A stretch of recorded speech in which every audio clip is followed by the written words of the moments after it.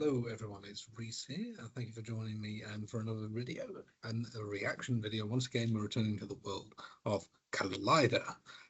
It is Oscar season, so we know a few weeks ago, at the time of recording, and the nominations for the 2026 Oscars were announced. Horror smashing it, and Sinners being nominated, breaking the record for the most Oscar nominations ever. The bizarre one battle after another somehow being popular despite it being sort of guff. Controversial view, maybe. But yes, I'm going to react to an Oscar video, and I thought what to look at. I've not really seen enough films of last year to be able to sort of offer any real comment on sort of snubs, surprises, all that sort of stuff. But I was sent this article by a friend of mine, a little bit of an old one, and we're returning to our friends at Collider, and the article is linked below. The 10 worst Oscar wins of the 21st century ranked. So the worst Oscar wins since the year 2000, taking those 25 years. A piece by Diego Pineda Pacheco. So I'm going to presume that's pronounced. And this was published about a year ago, so this is not the most recent one in the world, but I was sent this because I was told I would find it quite interesting. I have certainly some of my own views. I'm not some sort of Oscar buff where I know every single thing that was ever nominated and won. You know, I'm not the awards contender or anything like that. A fan of his, I'm going to link to him below. But yes, I have my own picks for some of what I think are some of the worst Oscar wins ever.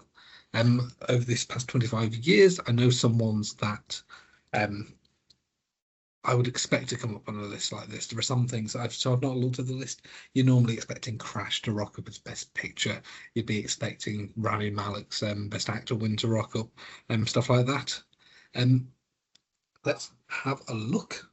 It's interesting there. He's talking about sort of Oscars going to actors because of their trajectory rather than sort of a performance being brilliant. The most baffling film editing win in the history of the Academy Awards. That is almost certainly Bohemian Rhapsody. That's almost certainly. Yes, let's have a look. Let's see what has been shown. So number 10, Happy Feet, Best Animated Picture, 2006. Yeah, so I like Happy Feet. It's a nice little film. As the MP says, it's bizarre to think it came from George Miller, a guy who's known for Mad Max, but I think 10 years after this, you know, Return to the Well with Fury Road and all that. Over the two competing films, Cars and Monster House. Yeah, I mean, this is sort of Pixar's peak time, right? I know Cars was not sort of the most popular Pixar film of this run, you know, after a run of Monsters Inc. and Finding Nemo and The Incredibles and all that sort of stuff. I would not rank that as a potential best animated feature. And Monster House as well is, I think, sort of really good. And I don't think that's the strongest lineup in the world, really, in terms of animated features. And I don't know what else was out in 2006. And this weird period where sort of, if there weren't enough films or considered enough films in to make the category was just not stacked with a sort of a full five. And if that's one of the worst wins, because I don't necessarily agree with the premise that sort of either of the two films is inherently obviously miles better. Yeah, and I think concluding that, well, let's see what else rocks up. Let's go to number 9. Number 9, Everything Everywhere All at Once. Best Supporting Actress for Jamie Lee Curtis. Yeah, so I'm a horror fan. And that almost in a sense lends itself to being a Jamie Lee Curtis fan. And it is so a career win rather than sort of a win attached to the film. Because as you see here, sort of there were two performances from this film nominated in the category. I don't think either of them were particularly sort of worthy of Oscar success. But yeah, the Stephanie Sue who played the daughter in the film was far likelier to, you know, did far more. I agree. She should have won over Curtis. Yeah, no, it screams Legacy Award, and it's nice to think that Jamie Lee Curtis is an Academy Award winning actress. But this was one, and there's a brilliant video on why she won, and I'm going to link that below. The awards contender again, sort of the pinnacle of Oscar knowledge, and that I say it screamed legacy. It screamed that she was part of Hollywood legacy. It screamed that she'd been around for sort of what, 50-ish years at that point, and doing great work in genres that the Academy was never going to recognise. As the final comment here says, the win remains a testament to how often the Academy decides to reward actors' whole career rather than the actual performance they're nominated for. I think this is really, really the case. This is really clear. Skip ahead. Number 8, Emilia Perez. Best Supporting Actress, Zoe Saldana. Yeah, it's baffling, really, that there was so much traction for Emilia Perez. And I think we all know the reason for this was the politics, right? This was a film that was sort of incredibly overhyped, and really it was the topics, right? The transgender topic, the Mexican immigration topic, and the sort of mob and cartel violence topic, all sort of key sort of political touchstones at the point where this film was released. Yeah, I mean, it's such a baffling film. It's such a rubbish musical, and it's boring. It's got really iffy politics. It's really dodgy. It's really dodgy. That it got so many nominations is baffling. I remember, so as the piece here says, she swept the entire season. And there were hopes that sort of Felicity Jones was sort of, I think, the second choice because of sort of apparently a scene. I haven't seen the Bruce list. But there's some sort of scene near the end where she's brilliant, and it sort of is so powerful that people were saying it was better than the entirety of Saldana's performance in the film. And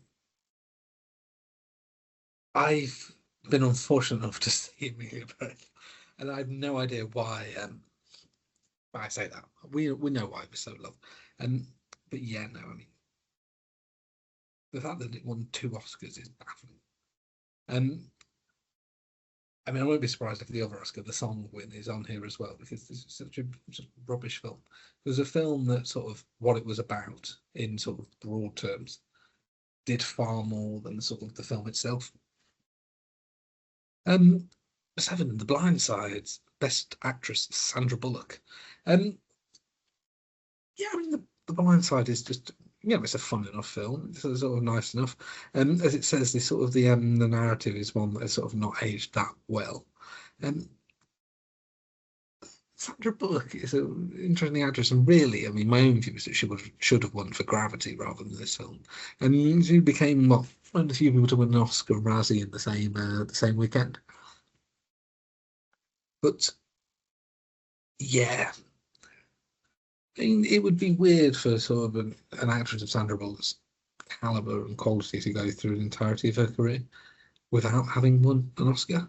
And this one was probably not the place to have awarded it, but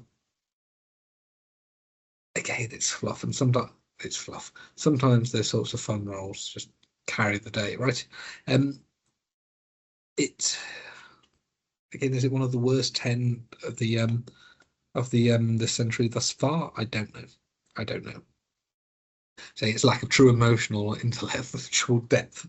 But not every film needs to be some sort of intellectually deep experience. Sometimes films can be brilliant without being intellectually deep. This is one of sort of the snobbery, one of the snob, and one of the things that really make the Oscars so annoying. Is a sense that films have to be sort of valuable or whatever. They have to sort of have deep meaning, and films can't be good just because they're good. They have to be saying something more and all that sort of stuff. I don't know that I'm going to sort of go along with this one, but I can see the case to be made. There it is. I told you. I saw it coming. Emilia Perez, best original song. Yeah, this bizarre music where every song is rubbish. You may this is sort of the song that was doing sort of tracking on social media where the doctor sings about turning a penis into a vagina and all that sort of nonsense. And the lyrics don't work. The lyrics don't work and the music doesn't work. And for a musical, for such an overly nominated musical, it was like bizarre. I don't get it. And it's baffling to me that any of the music in this film would have been recognised as the best of any year. Um,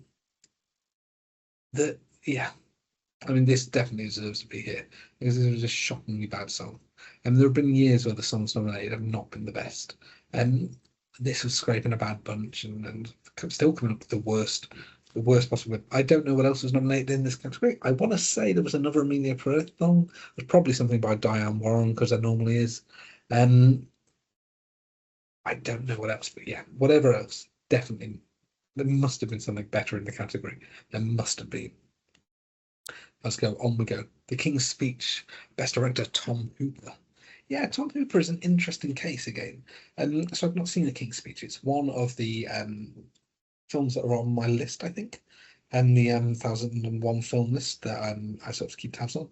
And yeah, it's baffling that it won Best Picture when you can see the lineup here: Black Swan, Social Network, Inception, Toy Story 3. Um, yeah, it's an all right film. It's not a bad film. It's really not. It's a nice little piece of historical drama. Colin Firth is really good. I'm told, and Geoffrey Rush is apparently really good. Um, but again, it's the safe, it's the boring choice when there were so many sort of better, more interesting films that could have won. Um, I say not having seen it. And I'm told again that there's nothing particularly exciting or interesting or sort of overly grand with the direction, as it says here. His lifeless direction, making him the worst Best Picture winner. And the fact that the guy essentially vanished, what, Les Mis, Cats, and nothing. And again, I can't speak for the film, but I've seen some. I've seen Black Swan, I've seen Inception, I've seen Toy Story 3, and they're so much more interesting. I've not yet seen The Social Network, again on my list, and it feels sort of the safe, stale choice. And fortunately, towards the end of sort of towards this more modern period as of filming, the more interesting experimental grander choice has been recognised, but this is sort of the ultimate safe choice, and I can imagine it not being particularly satisfying. Like Green Book, I was expecting this to appear, and yeah, Green Book sort of the shock winner in a year where Roma and A Star Is Born were kind of really sort of fighting out for the win, um, and I hadn't seen the film, but I remember no one liking this even at the time. I remember it being so controversial, and a film that is kind of I remember a lot of conversation, discourse about kind of racism and sort of the kind of concerning, perhaps, white savior narrative. And it was called out then. I mean, it might have aged like milk, but it was called out then. Sort of thing. Um, and I can't say much on it, but I remember everyone hating this even then. And I'm not surprised this is it. I'm not surprised this is it. One of the more controversial Best Picture wins of the past 25 years. I'm still expecting the most controversial one to rock up. But that I can believe. I can very much believe. There you are. I told you it was coming. And when we talked about the film editing one, and so John Ottman, who is really great, and really great, and particularly as a composer, so there's lots of gorgeous horror scores. And but yeah, again, this is a choice where sort of recognizing this one for best editing of all things feels really bizarre. And they, yeah, as you see, um, I there's nothing really to say about the editing. This is the thing. There's a thing in the PC it's saying that sort of it takes two different films and turns them into a single film, but I don't know that is a fair justification. And it's hard to know in some of these categories when the winners are announced what the Academy voters are looking for, and it feels like the film I think was sort of a big sort of smash hit, and it had to be recognised somewhere, but it was crap. um, so this is one of the sort of easy prizes to give, and even though it sort of doesn't warrant that prize in the slightest. There it is, a Crash, a Best Picture. Um, I told you it was coming. there was, I want to say, upset at the time. Yes, that was it, the Brokeback Mountain upset. Um, in that the film is essentially full of Oscar bait. It's dealing with racism, it's dealing with US politics, dealing with all that sort of stuff. Um, but there's even at the time, again, sort of as I was saying with some of the other ones, there was widespread belief this was not the best film of the year. Um, and people are still debating it now. People are still saying it should not have won. And the Brokeback Mountain is the one that everyone talks about as sort of the film that really should have won, and the film that should have resulted in Oscar wins for its actors. Um, but yeah, no, I mean, I told you from the start, even before I scrolled down this list, I expected Crash to be here, and Crash is here. And saying it's definitely not the best picture of the year. And I think I hadn't even looked at the lineup. We could look at the lineup and find, I'm sure, five better films. Easy. Easy. But I'm interested though, if this is number two, what is number one? I'm trying to think what else is a bad win. Um films wins, so I say the Rami Malek one, um winning is sort of gone down really poorly. And there are wins that I really dislike, but I didn't expect to be here. Sam Smith's horrible Bond song. I'm slightly annoyed won an Oscar. But I don't know. I'm trying to think. What's Pianist? Best director Roman Polanski. Um, yeah, this okay. Okay. So I see where we're saying here. So this is a case of sort of that old debate of can you separate art from the artist? So at the time, people were aware of the crimes that Roman Polanski had committed, and I'm not going to go into them in great detail on account of what you can say on YouTube. And yes, and sort of the reaction, as it says in the piece here, that sort of Polanski received a standing ovation and sort of praised by artists all over this room. It's one of the sort of darker moments of um, the one of the darker moments of the ceremony, definitely. And say a piece of art might be exceptional, but handing out an Oscar isn't detached film criticism, it's a political statement. And this is true, but in a sense, that kind of explains a number of the Oscars on the list that we've seen. Sort of to say that I know Emilia Perez is garbage, but sort of going those Oscars was clearly sort of politics rather than quality. And going to Crash, going to films like I don't know, Moonlight winning Best Picture, but I think obviously La La Land was the clear sort of winner throughout the season. Things like that. You can't have it both ways. I think the Oscars, there have been times when the Oscars have gone far too heavy on the politics. The best thing's not winning, but rather sort of the things that are most politically relevant and the ones that have been most pointed or whatever, and take the prizes. And yeah, the thing is, it one of the worst wins ever? And this is where I'm torn because sort of I'm sure the film is gorgeously shot. I'm sure it's excellently well directed, and but then sort of giving an award to sort of garbage people who've done sort of hideous things. And if we go down that road, there's a lot of Oscar wins that should be here that aren't, and people who've turned out to be dreadful characters who are abusive, criminals, etc. And I think this is a whole debate that I'm not going to get into here about sort of separating art from the artist. And what I would say is it one of the worst wins ever? It depends if you're approaching on sort of artistic or moral grounds. Um, Artistic grounds, I couldn't say. I think calling it the worst win ever is probably not fair. And if you're going on moral grounds, there's certainly a case to be made.